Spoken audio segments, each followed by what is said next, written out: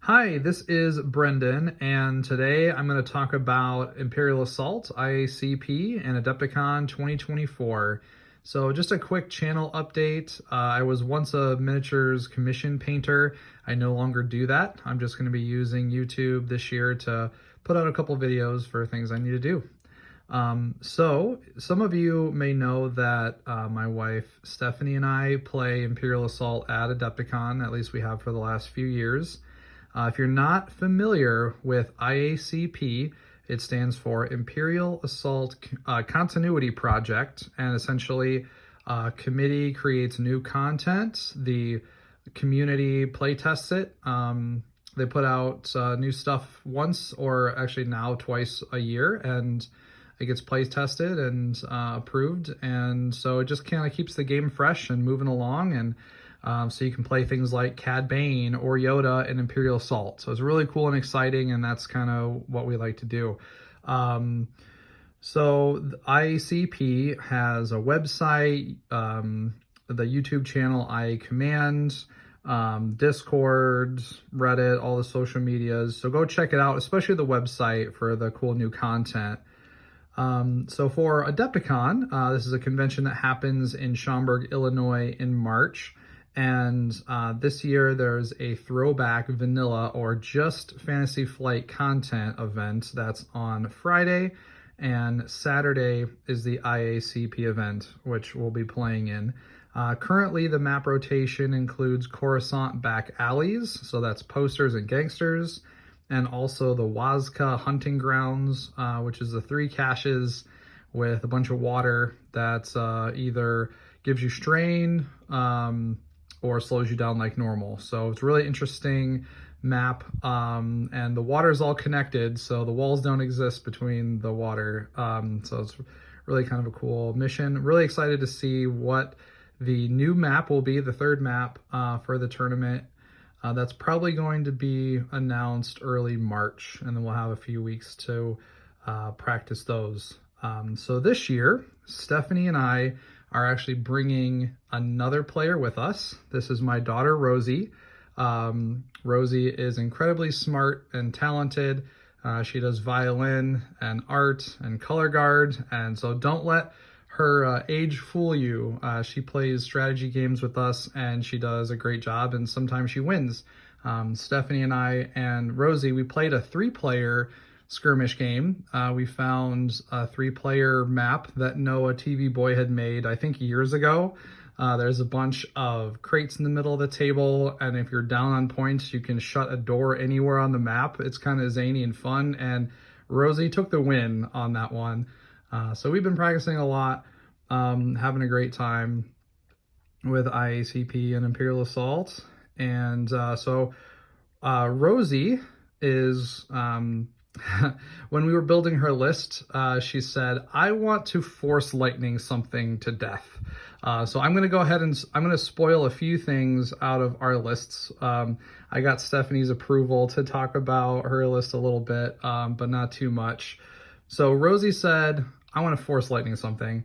So we started her list off with Emperor Palpatine. He's an amazing support figure for Empire. He's a little expensive, yes, but he's just so good. And the other model that she went for was Mara Jade, IACP Mara Jade. And if you don't know about Mara Jade, she can go in any faction, and she picks up a trait based on the faction you put her with. So she gets Hunter for being Imperial, and we all know how deadly Hunters get with those command cards. She fits in a lot of places. She can play a unique figures command card once a round, and so she can, like, Son of Skywalker, things like that. So I showed Rosie a picture of Mara Jade as Hand of the Emperor, and she just thought it was so cool with her amethyst lightsaber. So the model we're using for Mara Jade is off of Etsy. I did some bright pink on her saber to try to get her to look like her saber's glowing. So really happy with that model. And speaking of hobby and models that don't come from FFG sets, I use Star Wars Legion models, and I use Etsy. Those are the two places I get this stuff. So for Etsy, you have to just search and keep scrolling and scrolling until you find that character you're looking for. So please don't ask me for like a link or something, because it'd take me 15 minutes scrolling to find it. But there's so much good stuff on there. So Rosie's got some dark side force users. Moving on to Stephanie's list. She didn't want me to talk too much about hers, but she is playing creatures, and the creature combo, or one piece of it, is she's using the fresh catch from the Elite Loath Cat to give an evade token to a Nexu, and then when that Nexu spends the evade, they get an extra block off of Cunning. It's just extra defensive, really makes that Nexu really defensible. So with Beast Tamer to launch them across the table and pounce and extra tokens like that, yeah, she's gonna be putting out some bleed for sure. And then for my list, I'm gonna go ahead and spoil almost my whole list here. I am doing Rebels, and I'm doing Jedha Rogue One in particular. You guys probably saw the picture I put out of Chirrut and Baze when these guys got announced season 8. I was so pumped and excited. I immediately ordered those models, got them painted up. I've been practicing with them. So I've been wanting to play Baze and Chirrut at this Adepticon. I've been waiting like 9 months for that to happen. And so, yes, I have also K2 and Jin. The combo here. Oh, also, Jin for season 9 went down a point. She's now 6 points instead of 7. Makes her really fit in the list a lot better. You can more easily play cards like Strength and Numbers and have Jin as part of that double activation. So really cool. She's down to 6 points. Her combo with K2SO is K2 needs 2 power tokens in order to do ranged attacks. So I deploy them adjacent, and I have Trust Goes Both Ways to give them both a surge token at the start of her activation. And then when she moves out of the deployment zone, she's going to move by K2. That triggers Cassian said I had to, and K2 gets a power token. So he's already powered up from the get-go. So besides that, I'm going to have other Rogue One. Another unit I want to talk about is Rebel Pathfinders. So these guys are pretty fun.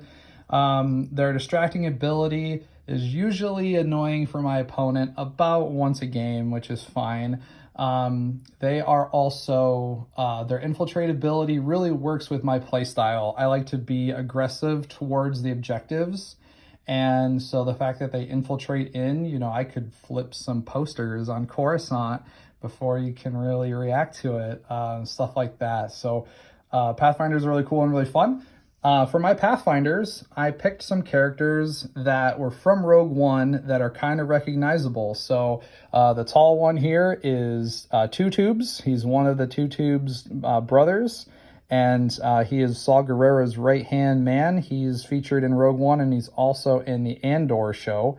And then I also have Weetief, who is the little guy. He's a explosions expert, and he infiltrates in to try to blow up the Gav tank on Jedha in Rogue One. Moving on from that, we also have, well, of course, Saw Gerrera and Cassian. So you will see a full Jedha Rogue One list at Adepticon. Like I said, I'm just excited to get these on the table with Baze and Chirrut. So that is what I have for list spoiling. I hope you guys enjoyed checking this out. I just have one more model to paint. And thank you so much, and we'll talk to you later.